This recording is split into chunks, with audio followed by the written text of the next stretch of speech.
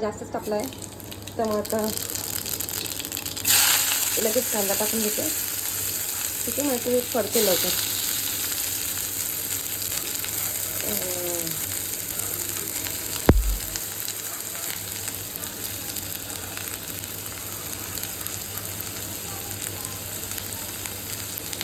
मी बनवती आहे चपातीचा काला.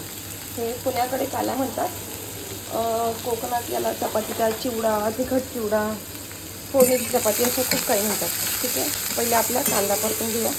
तोपर्यंत मी वाटून घेते मिक्सरमध्ये चपात्या.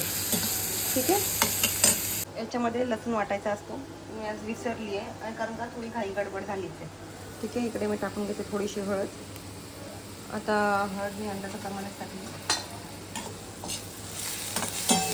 आणि मी टाकून घेते थोडीशी मिरची पावडर. ओके, टाकून घेतली आहे मिरची पावडर. ठीक आहे,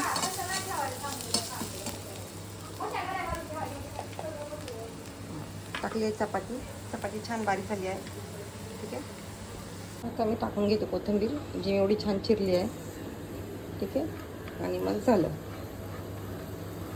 तर तुम्ही म्हणशाल मीठ टाकलं नाही. मीठ मी चपाती वाटताना त्याच्यामध्येच वाटून घेतलं होतं, म्हणजे ते एकसारखं लागायला.